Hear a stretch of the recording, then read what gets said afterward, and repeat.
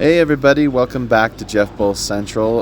We're reviewing the new Star Wars Bounty Hunter Remaster. Playing this on the Xbox Series X. Got to play it in 4K, 60 frames a second, which is kind of cool because this is a remaster of a 22-year-old Star Wars game. And as such, Aspyr, the developer, has actually, from the ground up, rebuilt all the assets. And the resolution is a beautiful, nice 4K. It still looks, reminiscent of the original product. Don't get me wrong; it still looks like an old 2002 game, but it has a nice modern sheen to it. More than a sheen, it's a really cool looking game. The other really cool thing about it is that. So I don't know if you're familiar with this game from 2002. The original Star Wars Bounty Hunter was a tie-in game for the Episode 2 Attack of the Clones film, from 2002.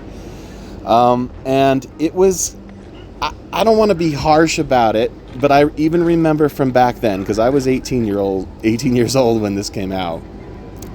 It was basically unplayable, okay? The control scheme on this thing made it a real beast. To try to conquer this game, without the use of cheats, was a real bear back in the day, and I probably didn't even do it back in the day. But one of the great things that Aspyr has done here is they've given it a brand new control scheme for the modern controllers, and it runs like a dream. Like, it plays almost like you'd want a modern Boba Fett or Jango Fett bounty hunter video game to play. It's pretty smooth to jump into, a rocket boost, and to clear all these awful chasms where you plummet to your death at least 1 billion times in this game. This game kind of has a history. People who know it, people who played it back in the day, it's notorious because it's difficult. And it was not only difficult because the control scheme was, a bitch.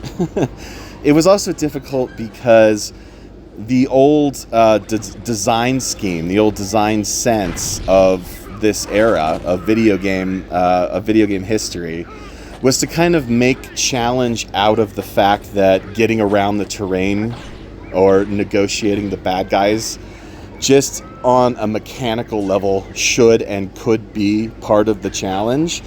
Modern developers reject that, basically, as far as I'm aware. Just as a passive player all these years.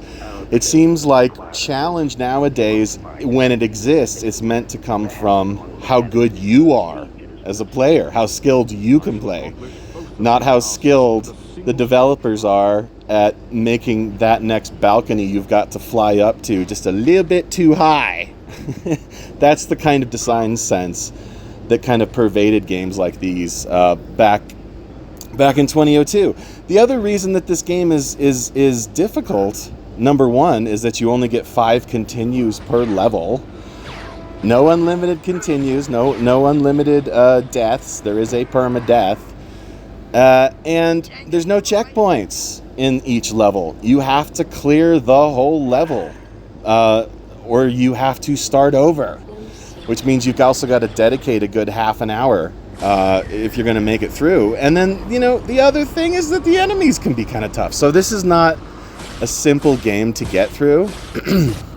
It's not a super easy game to get through, though, again, half of the challenge comes from the challenging level design and character design and stuff like that. But again, that Aspyr's intuition here seems to have been to really outfit this old LucasArts game with a control scheme that actually works beautifully. You really do feel like Jango in a way. Like you have access to all his toys. You have access to his Camino saber darts and his twin blasters and the actual rocket on the rocket pack. You have access to whipcords. You have access to the flamethrower. You have everything that Jango can do, that Boba Fett and Jango can do, you can do, which is very, very cool. The other great thing about it is that it kind of plays like you figure it should have played all along. Look, if you were ever a fan of this game or you have any fond memories of it, maybe give it a try because, first of all, it's $20 as a digital download. That's not a huge investment by any standards.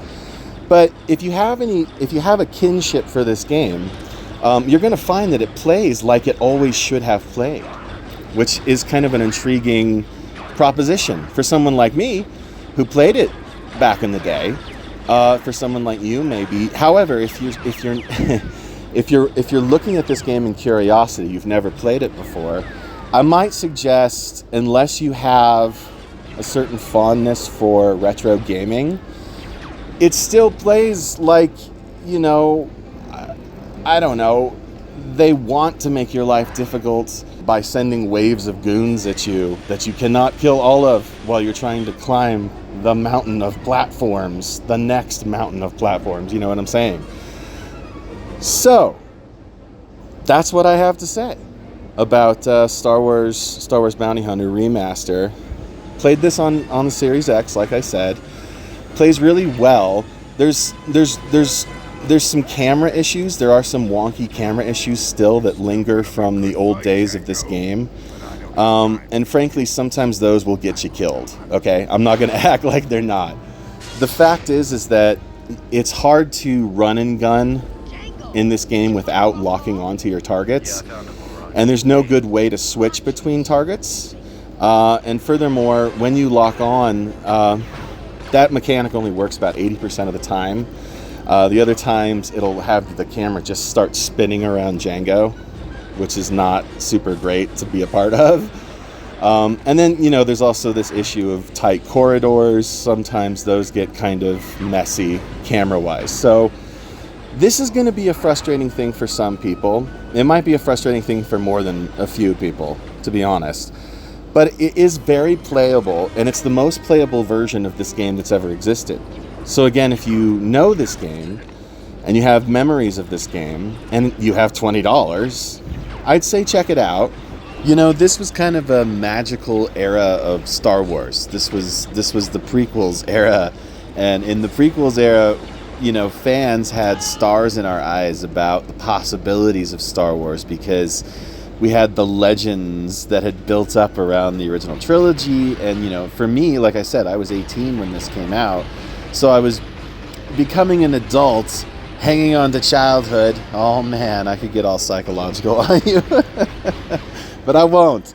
Needless to say, I'm going to give Star Wars Bounty Hunter Remastered a 7 out of 10, which is not a horrible score. Like, it's totally playable. Just be ready for some frustration, be ready for some difficulty, and be ready for some difficulty that's not necessarily based on how well you play and your technique and your ability to master a control scheme, but rather fighting the developers' LucasArts' original design sensibilities. Okay? Good enough. All right, everybody, do me a favor. Like this video if you did indeed like it. Subscribe to the channel. Share and comment and hit the notification bell. There's so many things that you have to do now on YouTube. It's exhausting. Whew. Okay, that's all I got to say, everybody. Jeff Bull Central. Thanks, everybody. Bye-bye.